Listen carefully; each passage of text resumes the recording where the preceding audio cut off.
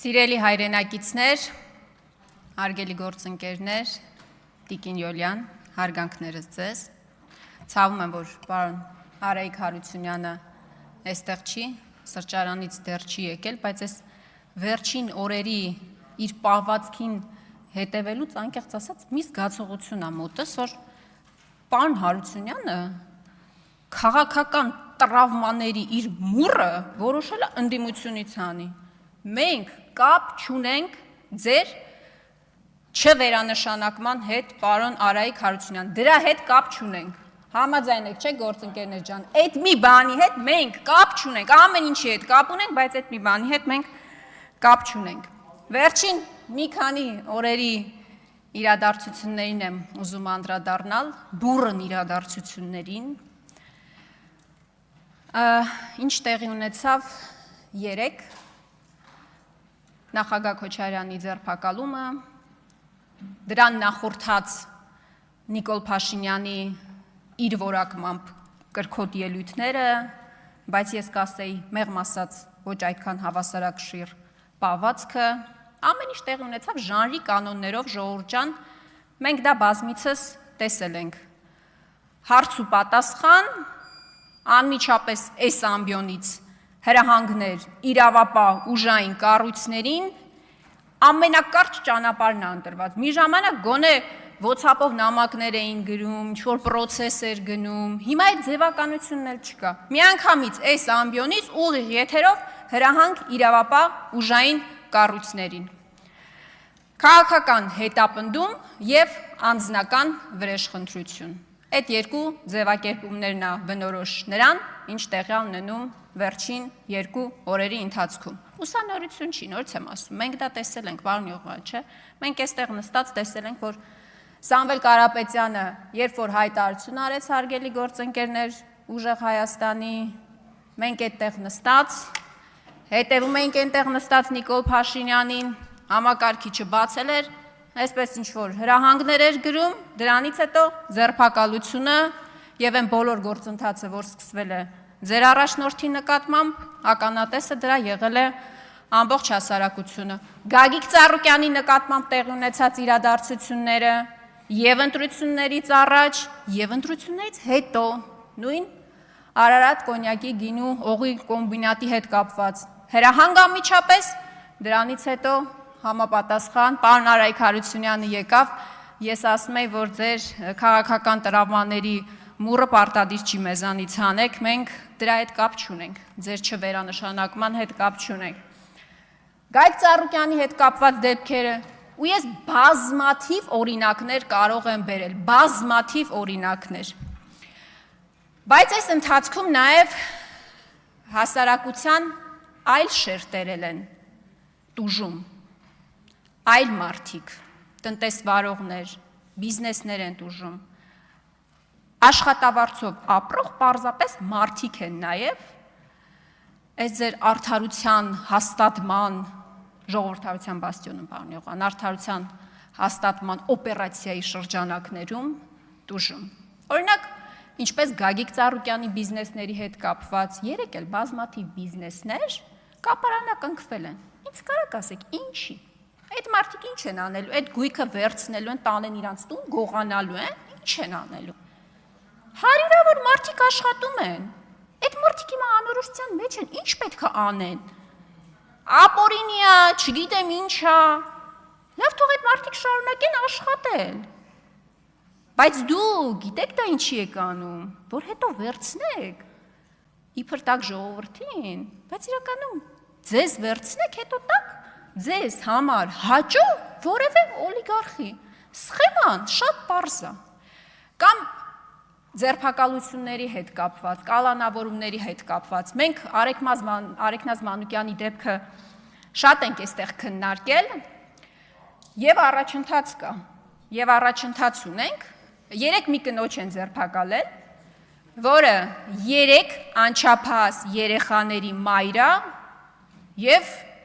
հրաշալի նորություն ունեմ ձեզ համար, տեսակցությունները բաց է ժողովուրդ։ Այդ կնոջ տեսակցությունները բաց է, բայց մի փոքր խնդիր կա այստեղ։ Այդ կինը ամուսին չունի։ Հիմա հարց եմ տալիս ձեզ, ով պետքա պահի այդ երեխեքին։ Դուք ասեք տատին թող պահի այդ երեխեքին։ Տատին էլ են կալանավորել։ Կարող եք ասել մորքուրը թող պահի, մորքուրին էլ են կալանավորել։ Իդեպ մորքուրի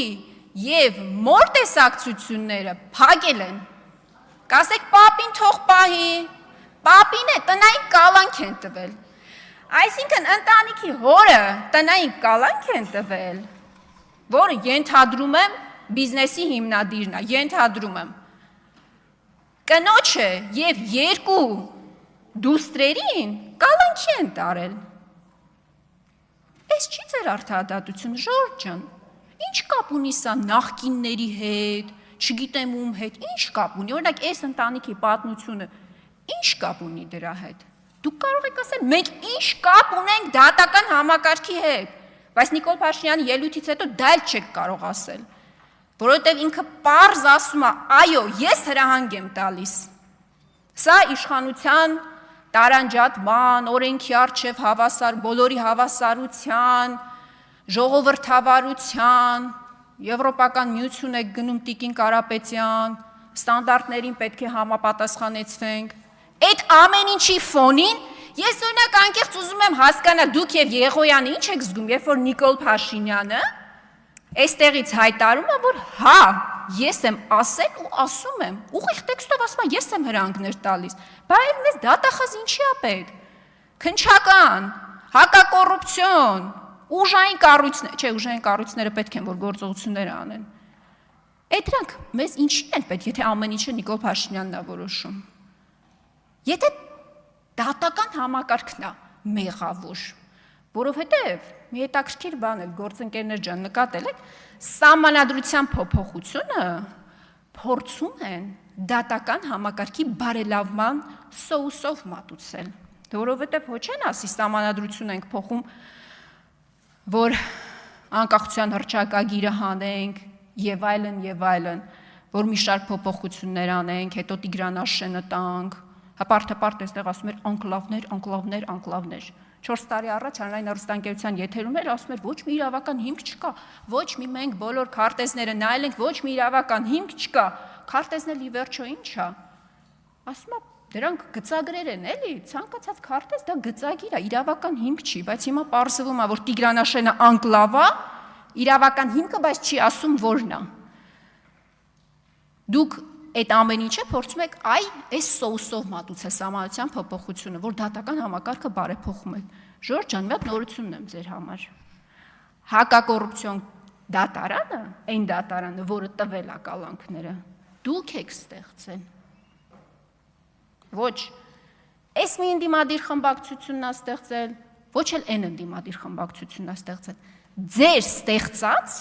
դատարանն է։ Բարեփոխումների շրջանակներում ձեր Կարեն Անդրեասյանը հպարտանում էր, որ դատական համակարգի դատավորների 70%-ը փոխված նախկին չի, ներկա է, 30%-ն էլ մնացել է, բայց այդ 30%-ն էլ ծաղկաքաղ է կարել նախկինի ամենավատ բարքերը, ամենավատ դատավորներին, մացոներից սկսած թողել եք իրենց տեղում։ Այն բոլորը Արմեն Դանիելյաններով, այն բոլոր դատավորներով, ովքեր հլու հնազանդ կատարում են ձեր ցանկությունները։ Ես մի բան եմ նկատել, այս վերջին շրջանի ելույթներում եւ առհասարակ իշխանության գործելավոճում, որ դուք ոչ մի բանի հետ կապ չունեք մեղավորության տեսանկյունից։ Եթե տնտեսական ցուցանիշները հաջող են, դա իշխանության շնորհն է։ Եթե ԵԱՏՄ-ում ապրանքների արտահանման խնդիր ունենք, պարզվում է դա այն քխնդիմությունն է մեղավոր, որ քաջալերում է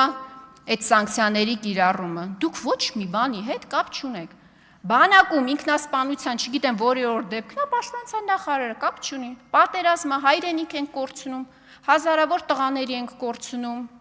Երկրի ղեկավար ասում է, ես պատասխանատու եմ, թե մեղավոր եմ, ինչ որ երկու բառախաղան, ոչ մի բանի համար դուք մեղավոր չեք, ոչ մի բանի համար, ու ոչ մի բանի համար չեք ուզում պատասխանատվություն ստանձնել։ Ոչ էլ ձեր ստերի համար եք ուզում պատասխանատվություն ստանձնել, Տիգրանաշենի օրինակը վառ օրինակ։ Ես ոնց հասկացա, ես իշխանությունը միակ պատասխանատվության զգացողություն ունեցողը Վիլեն Գաբրիելյանն էր, որ գիտակցեց իր պատասխանատվությունը եւ հրաժարվեց մանդատից։ Շնորհակալ եմ։